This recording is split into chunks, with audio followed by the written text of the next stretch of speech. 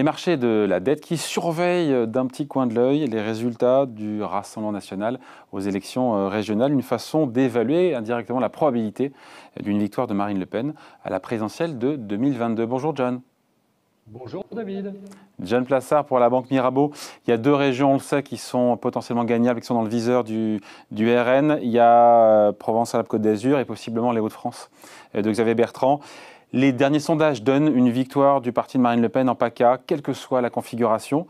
Est-ce qu'une victoire du RN, du Rassemblement national, dans plusieurs régions, ça pourrait ou pas du tout déstabiliser les investisseurs? Écoutez David, d'abord... Ou troubler, on va dire troubler. Alors peut-être troubler, mais je ne pense pas que c'est une grande surprise, puisqu'on a vu que au niveau des sondages, le parti de Marine Le Pen a trusté les premières places depuis de nombreuses années. Je vous rappelle quand même que les derniers sondages qui ont été publiés il y a même pas 2 jours donnent Marine Le Pen au coup du présidentiel au 2e tour avec Emmanuel Macron. Donc on voit ici déjà... Alors le son n'est pas terrible, je ne sais pas d'où ça vient, je vous entends de manière un petit peu hachée. Je ne sais pas si... Vous m'entendez bien, vous? Moi, je vous entends très bien. Que vous rapprochiez de votre micro, me dit-on. Rapprochez-vous de votre micro, voilà. Et là, ce sera mieux. Vous me disiez, pardon, vous me disiez. Alors, ce qu'on peut dire, vous m'entendez mieux là, David? C'est mieux, merci. Ok, pardon. Alors, déjà, on peut pas réellement considérer ça comme une surprise pour la simple et bonne raison que Marine Le Pen caracole en tête des sondages depuis un moment dans ces régions. Il faut voir qu'il y a un sondage qui a été publié il y a 2 jours qui met Marine au coude à coude sur le 2e tour de la présidentielle face à Emmanuel Macron. Et puis, d'un autre côté, on sait très bien que la droite et la gauche sont en reconstruction. Et si vous blâmez quelqu'un au niveau de ce qui se passe, s'il y a quelque chose à blâmer, c'est évidemment le parti d'Emmanuel Macron. Donc la surprise, si le mouvement de Marine Le Pen devait passer, ne serait pas si grande sur les marchés. C'est évidemment, ce qu'on regarde de très près, c'est bien évidemment les élections présidentielles. Ouais. Donc Marine Le Pen qui fait moins peur au marché pour l'instant.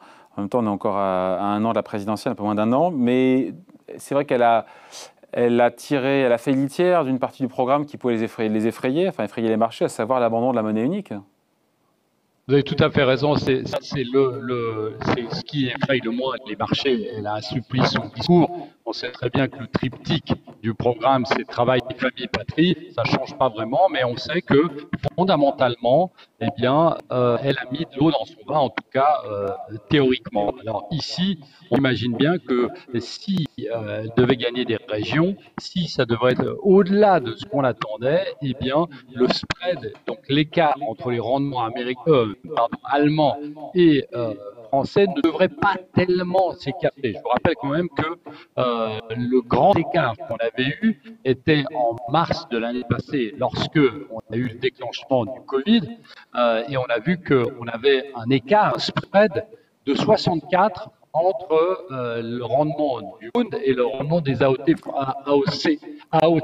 françaises. Aujourd'hui, on est à 35. Donc, on voit qu'on est dans une moyenne de ces 6 dernières années et que potentiellement, on pourrait avoir une légère remontée au début de la semaine prochaine. Mais aujourd'hui, on a l'impression que l'arrivée de partis populistes potentiellement au pouvoir, ou en tout cas dans certaines régions, n'est pas ce qu'on appelle le game changer.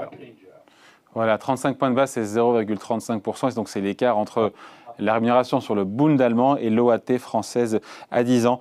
Le risque politique, si on sort de la France et qu'on regarde au-delà de nos frontières, ce risque politique européen, il a quasiment disparu, notamment depuis l'arrivée de Mario Draghi à la tête de l'Italie. Est-ce que l'arrivée du Rassemblement national, est-ce que c'est quelque part, c'est peut-être un espèce de black swan, de signe noir pour les marchés? C'est le dernier risque politique en Europe, il est en France? Logiquement, oui, mais si vous prenez l'exemple des gouvernements populistes, en Hongrie, en Pologne, en Italie, comme vous l'avez dit, en République tchèque, on voit que les gouvernements populistes, dans les démocraties européennes, produisent des résultats politiques qui sont plus modérés que ce que leur programme laisse supposer. Donc, on voit ici que lorsqu'ils arrivent à la tête d'un pays, ils mesurent un peu plus les programmes qui étaient un peu trop extrêmes. Ce qui est aussi très intéressant, David, c'est que si on se base sur un échantillon de 26 démocraties européennes depuis 1996, eh bien, on constate que l'exercice d'un gouvernement populiste génère une incertitude sur le marché, mais cette incertitude dure, donc en moyenne, 2 ans et pas plus. Après, on a un effet négatif qui disparaît quasiment totalement.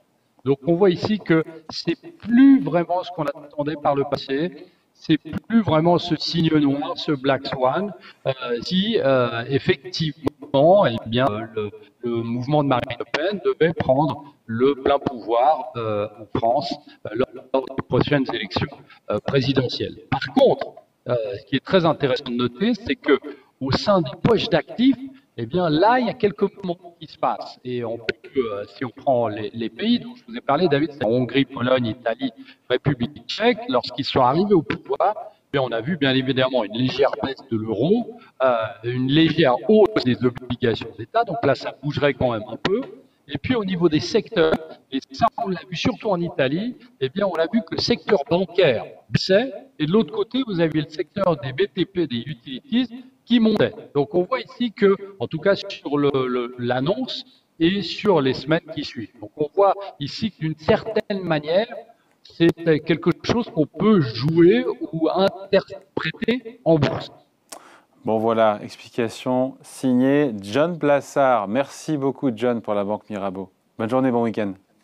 David.